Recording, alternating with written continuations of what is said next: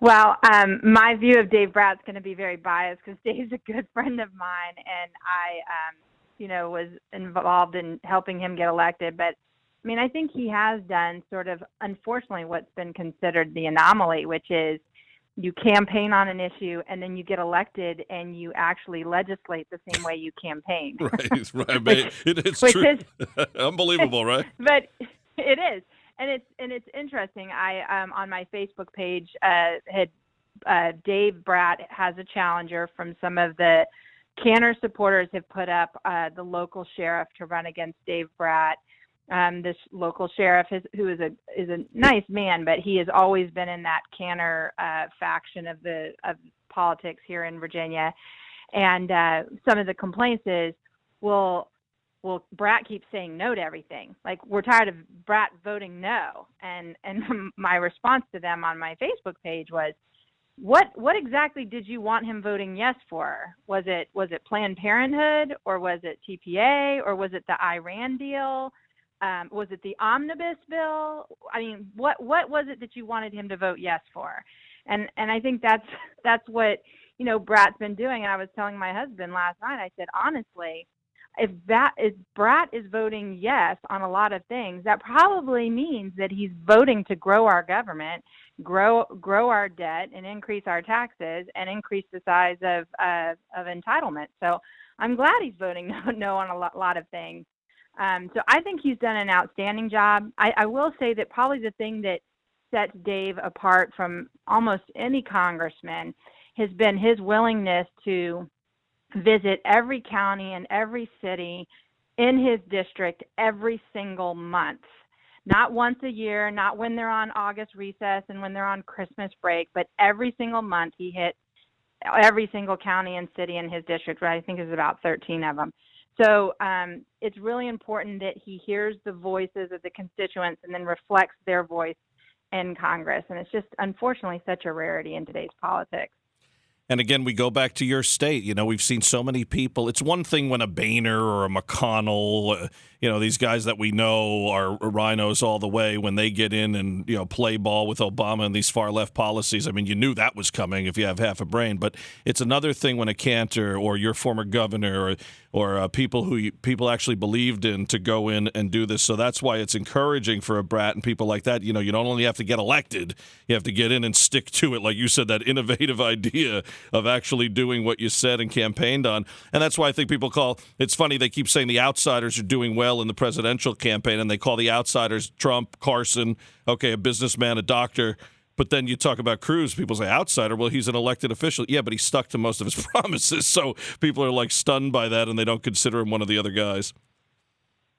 Oh, absolutely. I mean, Ted Cruz and I were both ran for U.S. Senate the same year. And so he and I crossed paths a lot of times at multiple events in D.C. and other places. So I had an opportunity to meet him a number of times. And I always found him to be the same person he was in private as I saw up on stage when he was giving his presentation, which is sort of unusual, which is sad to say. But he really was. He was the same person in private conversations that I would have with him, and then he'd go up on stage, and it was the same person. It's like, that is so refreshing.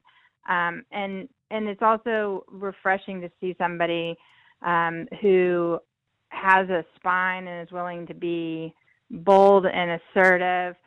He's still compassionate, but do it in a way that he's not beholden to anyone. And I mean, frankly, that's what attracts so many of the Tea Party people to Donald Trump too, right? Is that he's not beholden to anyone. Yep. I am not a Donald Trump fan at all, but I get it. I get what's so attractive about him.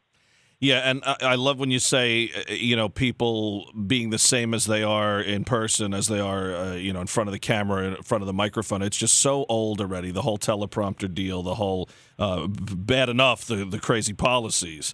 But to have these politicians in front of you, who couldn't, talk, answer a question, if not for these pre-scripted things. You see it every time something comes out, a guy gets back 2 days later because he has to have someone write it for him. So it's really discouraging to people, and you want to have some choices out there.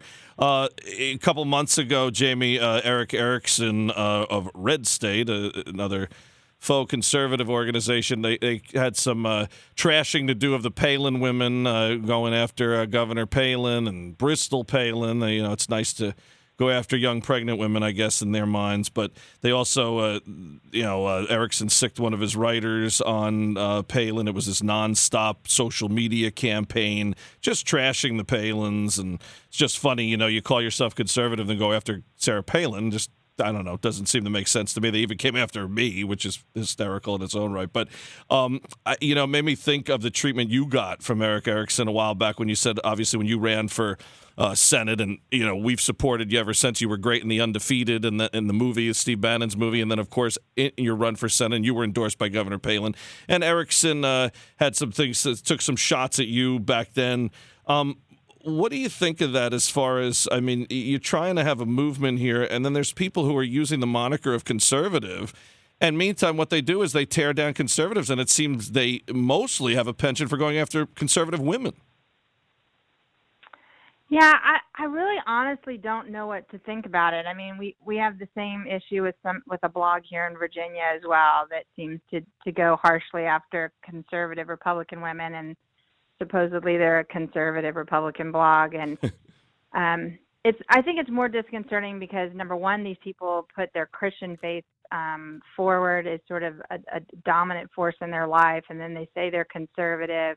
They say they're anti-establishment, and then they go after women that are intelligent, educated, successful, accomplished women. For me, it was I got in the middle of a blogger war, not understanding that two bloggers didn't get along, and I got caught in the middle of that and got caught in the crosshairs, and took some unfair fire. I don't know what drives it, to be honest with you. I really can't speak for the behavior. I'm really at a loss for words. Yeah, well, a lot of it is unspeakable, and I just thought of you though because when it happened, I said, well, wait a minute, this sounds a little familiar to me, because at first you say, what's this? What are they doing over there? And then you say, well, let's get past Sarah Palin and Bristol Palin for a second. This happened to Jamie Radtke as well. I think a lot of it, too, when you see it from candidates, a lot of these guys, they're afraid to share a stage with powerful women, which is really odd, too. You don't see that from Cruz or Trump or some others, but you have seen it in the past. Obviously, when Sarah Palin doesn't speak at the convention 4 years after being the first Republican woman to ever be on a national ticket, you got to wonder, why can't people share a stage with people like yourself and Governor Palin? But wanted to ask you about that. And before we let you go, and it's always a pleasure to have you here, and not only because you speak candidly and say things like rhino, and because you're the first guest that has ever said kerfuffle twice on this program. Maybe even once. We're going to check the archives on that. But I want to get a chance real quick for you to tell us about what you are doing right now, and tell us about this Christian ministry. I know you mentioned it to us when it just started, so we got a few years later here now. Tell everybody what it is and where things stand and what you do with it. Yeah, I've been involved in politics for more than 20 years, and yes, I am barely that old for that to be the case. But I've been involved in politics for a really long time. And in that time, I've gotten a lot of wonderful people elected, and we've taken out a lot of people that needed to be removed from office. We've passed a lot of fantastic legislation, and we've defeated a lot of terrible legislation. And it sort of culminated, as you mentioned, in my run for U.S. Senate 3 years ago. And at the end of that race, I had a number of people that were encouraging me to run for lieutenant governor here in Virginia, because it was the next thing on the radar screen. And in Virginia, we have elections every year. And as you know, in politics, that's just how it works. Like, you run, you come in second place, you come in second place and you do well, and then you wait for the next best thing and you run. Unfortunately, I just didn't feel like that's what I was being called to do. And I started to think about all the young people that had been involved in my campaign. I had a number of people from the Ron Paul community that were very supportive of my campaign. And I just found that people were just trying to figure out why they were here on earth, and why they existed, and what their purpose was in life. And it started to occur to me that if we're going to see the change in politics and we're going to see the change in policy, then we need to see the change in people first. And for me, the more I thought about it, the more I thought that change isn't going to come through policy. It's not going to come through top-down government enactments. It's going to come through people's hearts and lives being transformed, and that being done through Christianity and through life in Christ. And people need to know why they're here and that they have intrinsic value. And then to talk about what their role is in community and what their role is in citizenship. And so we started a nonprofit. I started a nonprofit 3 years ago called We Believe. And the website is aboutwe.org.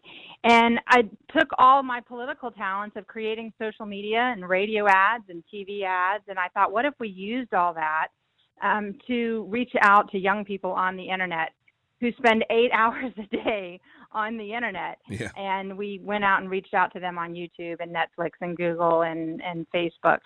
And so we started that a couple years ago and are introducing them to a Christian faith that gives them purpose and meaning in life, and then talk about what their role should be in society and what their role should be in the community and how they should be personally the solutions to the things that are going on in our communities that aren't good. And so I have found that very fulfilling, and have found that really is going to be where we find the solutions, I believe. I know the presidential elections this year are going to be critical, but Cruz or Trump or whoever will only be so successful if the will of the people are there. And the will of the people are only going to be there if the hearts and lives of this generation are turned. And so that's what I've been working on. That's really cool, Jamie. Powerful group, obviously, and it's great for you to put all your time and effort into that. And I hear you. It's good to, it's why we did this radio program to start. You said, okay, what I didn't have time to do anything that I didn't do already. So being in broadcasting, let's get this program for Governor Palin, and then move forward there. And we've reached out a lot, whether it be Life or whether it be other ministries, along with, of course, politics as well. But it is wonderful to see you doing that. Certainly what you're made to do, no doubt. It's been successful in reaching a lot of people, and we wish you well with that. And a Happy New Year to you and your family, and great to talk to you as always, and I hope we can have you here again. Thank you so much. Happy New Year to you as well.